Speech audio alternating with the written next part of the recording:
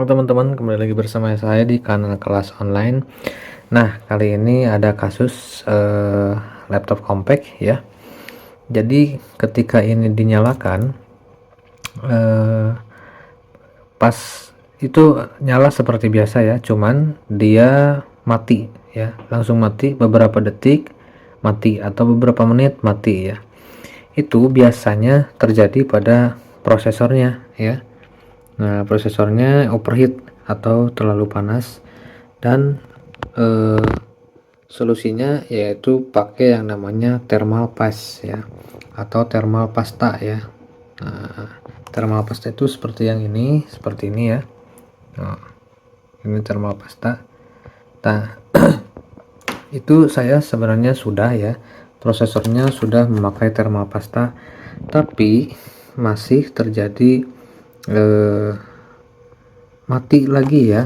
Jadi ketika dinyalakan beberapa menit mati gitu ya, terus tulisannya lock ya, jadi terkunci otomatis ya, seperti itu. Nah, kalau misalkan teman-teman ada di kasus yang seperti laptop ini ya, eh, itu terjadi karena chip GPU-nya overheat ya, chip GPU-nya panas gitu. Jadi harus apa namanya, di thermal paste ya, atau misalkan lebih bagus itu pakai yang namanya thermal pad ya. Thermal pad itu seperti ini ya. Nah, ini namanya thermal pad. Jadi thermal pad itu kayak spons seperti gitu, seperti spons gitu ya. Nah, ini disesuaikan dengan ukuran chipnya gitu ya, itu lebih bagus. Tapi kalau misalkan kalian memperbaiki komputer atau laptopnya itu terlalu tidak ada waktu ya untuk membeli thermal pad, ada solusi lain selain thermal pad. Kalian bisa pakai thermal paste, tapi harus disesuaikan ya, platnya itu harus memakai tembaga seng atau tembaga sim ya, atau kalian bisa menggunakan yang namanya aluminium foil seperti ini yang tipis, bisa dilipat-lipat kayak gini ya.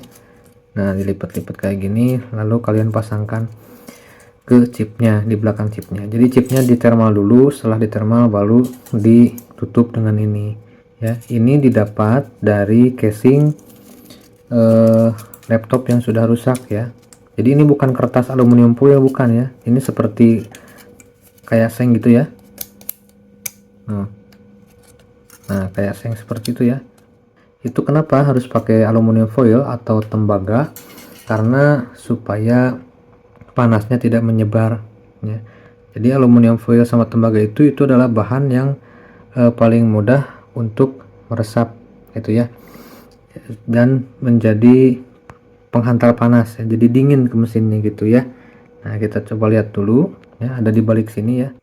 Nah, ini ya teman-teman, nah ini adalah ini prosesornya ya. Nah, yang kalau yang seperti ini memakai thermal paste ya, thermal yang cair. Nah, ini pakai thermal yang cair. Dan kalau yang ini, nah ini seharusnya ini memakai yang namanya thermal pad ya, yang kayak spons yang kayak gini ya. Nah, yang spons kayak gini itu thermal pad ya seharusnya, tapi karena saya tidak ada thermal pad, jadi saya membuat yang namanya aluminium foil yang kayak gini ya, yang kasar, bukan kertas ya. Nah, ini dilipat-lipat sengaja karena ini disesuaikan dengan dudukannya yang ini nih. Nah, yang ini ya, ini dipaskan dengan ukuran chip GPU-nya segini ya. Nah, ini harus nempel gitu ya. Jadi saya simpan di sini ya. Ini udah seukuran, saya simpan di sini.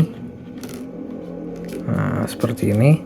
Tidak apa-apa meskipun tidak nempel, usahakan pokoknya dudukannya pas dengan chip yang ini ya, seperti itu ya teman-teman. Nah, ini saya tambahkan lagi sedikit thermal paste nya. Nah, diusahakan itu jangan melebar ke sisi, ke samping ya. Nah, seperti itu ya. Oke, saya pasang dulu ya.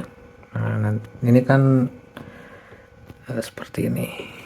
Nah, jadi ini di bawah. Nah, kayak gini ya, seperti itu. Nah, jadi ini baru selesai tadi di thermal pad ya, thermal paste ya. Kita coba. Sudah masuk ke halaman loginnya ya, halaman login windownya. Nah, ini pukul 23.43 ya. Nah, ini sudah berjalan lancar seperti biasa ya. Kita coba operasikan apakah thermal paste yang di chip GPU itu berjalan dengan lancar atau tidak, karena panas per detiknya. Nah, ini udah 23.44, tadi 23.43 kan, udah 1 menit nih. Ini di menit ke 23.46. Nah, ini udah berapa menit nih ya. Ternyata bisa ya dengan thermal paste, tapi apa namanya, platnya itu bisa diganti dengan aluminium seng ya. Nah, seperti itu. Jadi gak usah thermal pad aja gitu ya, solusinya bisa pakai yang kayak gitu.